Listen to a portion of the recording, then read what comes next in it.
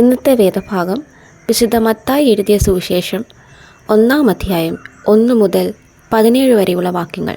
വിശുദ്ധ മത്തായി എഴുതിയ സുവിശേഷം 1-ാം അധ്യായം 1 മുതൽ 17 വരെ. അബ്രഹാമിൻ്റെ പുത്രനായ ദാവീദിൻ്റെ പുത്രനായ യേശുക്രിസ്തുവിൻ്റെ വംശാവലി.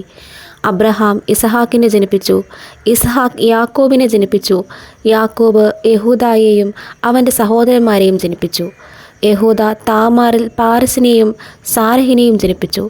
പാരസ് ഹെസ്രോനെ ജനിപ്പിച്ചു, ഹെസ്രോൻ ആരാമിനെ ജനിപ്പിച്ചു, ആരാം അമ്മീനാദാബിനെ ജനിപ്പിച്ചു, അമ്മീനാദാബ് നഹശോനെ ജനിപ്പിച്ചു, നഹശോൻ ശൽമോനെ ജനിപ്പിച്ചു, ശൽമോൻ രഹബിൽ ബോവസിനെ ജനിപ്പിച്ചു, ബോവസ് രൂത്തിൽ ഓബേദിനെ ജനിപ്പിച്ചു, ഓബേദ് ഇശായിയെ ജനിപ്പിച്ചു, ഇശായി ദാവീദ് രാജാവിനെ ജനിപ്പിച്ചു, ദാവീദ് ഊരിയാവിൻ്റെ ഭാര്യയായിരുന്നവൾ ശലോമോനെ ജനിപ്പിച്ചു, ശലോമോൻ രഹബ്യാവെ ജനിപ്പിച്ചു, രഹബ്യാം അബിയാവെ ജനിപ്പിച്ചു, അബിയാവ് ആസായെ ജനിപ്പിച്ചു, ആസ യോശഫാത്തിനെ ജനിപ്പിച്ചു, യോശഫാത്ത് യോരാമിനെ ജനിപ്പിച്ചു, യോരാം ഉസിയാവെ ജനിപ്പിച്ചു, ഉസിയാവ് യോഥാമിനെ ജനിപ്പിച്ചു, യോഥാം ആഹാസിനെ ജനിപ്പിച്ചു, ആഹാസ് ഹിസ്കിയാവെ ജനിപ്പിച്ചു, ഹിസ്കിയാവ് മനശയെ ജനിപ്പിച്ചു, മനശെ ആമോസിനെ ജനിപ്പിച്ചു, ആമോസ് യോശിയാവെ ജനിപ്പിച്ചു, യോശിയാവ് യെഖന്യാവെയും അവൻ്റെ സഹോദരന്മാരെയും ബാബേൽ പ്രവാസകാലത്ത് ജനിപ്പിച്ചു.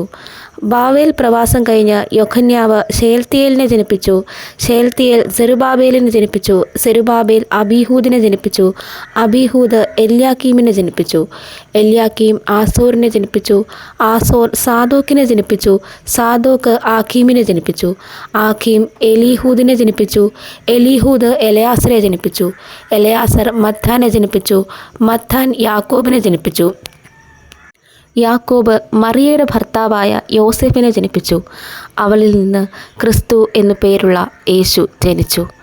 ഇങ്ങനെ തലമുറകളാകെ അബ്രഹാം മുതൽ ദാവീദ് വരെ 14, ദാവീദ് മുതൽ ബാബേൽ പ്രവാസത്തോളം 14, ബാബേൽ പ്രവാസം മുതൽ ക്രിസ്തുവിനോളം 14 ആകുന്നു. ഇങ്ങനെ ഇവിടെ വേദഭാഗം അവസാനിക്കുന്നു.